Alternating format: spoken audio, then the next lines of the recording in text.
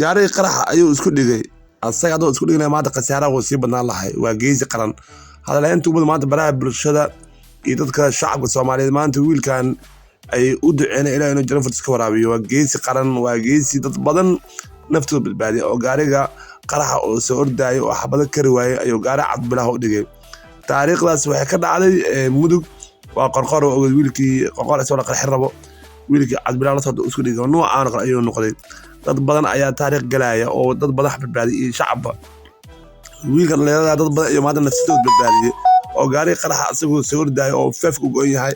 rasaas lagu ridayo ayuu gaariga cad bilaha la booday asii laba kale ay gaarigii ku dhufteen saad ay ku shiideen maanta ugu dhinteen oo maanta adaleynta u badan ayaa maanta baraha bulshada wiilka dhalinyarada oo geesi qaranka ayaa maanta adaleynta badan taala magaalada dad badan iyo maanta gaariga leelahay asaga ka sakow Ilaahay maanta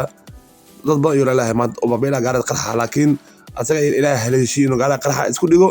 sidoo dad badan khasaaraha u badan waa gaari leel calaabi oo buuxa oo waliba buruufa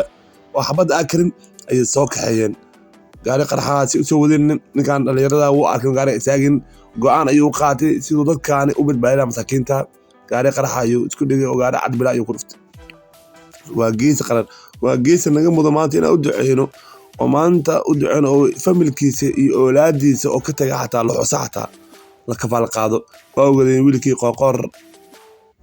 iyo odayaasha ku jiray shir ku jiray gaariga qaraxa u soo gal rabay wiilka cad bilaa isku dhigay ilaa hadda ilmihiisii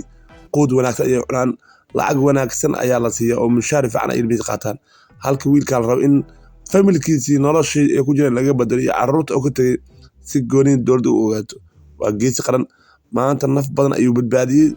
وما نفض البادي قاري قرحة أساس كل ده أو عبد بالله أيوب كلفت Soomaaliya muuqaal meel gaarsiiya wiilkaani xuquuq weyn ayuu ku leeyahay dawladda Soomaaliya caruurta oo ka tagay yaali iloowin وين عروضات الدولة كفال قاعدة أو الدولة تقول يكون بوقت فاميلي ككل أنت ويلكاسي وما أنت جيسي واجيسي قرر والله يضرب أيوب بالبادي ما أنت قارن قرر حد ما أنت حرادة قرر لهاي تضبط أياكم بابيلا لكن ما أنت السجع يا إسكوه رجال يجري ما قال دونتين هل كان أنا كوشي هداية جيسي قرر واي فاميلي كيسي عروتيسي حل أوجاد أو الدولة فرقس بروح أوشي كذا إن يسفي عنه أوجادان أو في رجاله ويشان ويقدر يرضى أو جيسي ومان درتود نفتيسي أهوري إن أصحابتيسا أسكنتك لو كنت حرادة أو هرداي أو وحبا أوغين إنو بتباديو ما أنت على هلين تؤمن براد بشأ أسكوا أسكا يا مدرمات إن موقال كسلافا فيو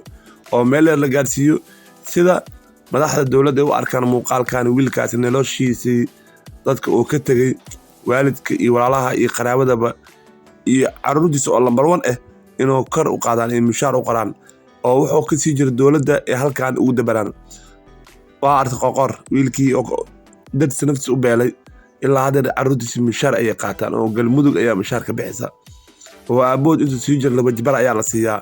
oo maanta nolol wanaagsan ay ku jiraan magac ay yeesheen halka wiilkaan waxa inuu magac yeesho familkiisana ee noqdaan dad hadee ay dadka ay dabaqada hoose in dabaqada kor laga oo dawladda si gooniya u ogaato familkaasi war muuqaalka meel gaarsiiya hadal badan han buuxsho maanta waa geesi u soo baxay geesiga Soomaaliya maanta gaariga qarax isku dhigay ogow hadoo gaariga qarax isku dhigay ninkaasi waxa dhamaalaha dad badan ayaa baabi lahayd asaga ayaa go'aan qaatay inuu maanta dadkiisa nafsi u horo oo dhalinyarada naftiisa iyo jeclaa laakiin qarankiisa iyo nafsi u hore maanta waxa loo baahan yahay familkiisa iyo caruurtiisa in si goon loo ogaado muuqaalka qabo sheer garay laama amal gaarsi iyo wax Allah wax madax dawladda si madaxweynaha xashaq madaxweynaha inuu wiilkaana ka soo jawaabo geesiga sida maanta qaranka ugu dhintay caruurtiisa weyn loo ogaadaa familkiisa wal kafaal qaadaa oo nolol wanaagsan la galay oo mushaar laga dhigaa sheer garay muuqaalka waa geesi wallahi aad u geesi maanta nafsi ayuu horay dhalinyaro badan oo maanta isku baabi'ay lahayd muuqaalka qad meel gaarsi adigu aad maasan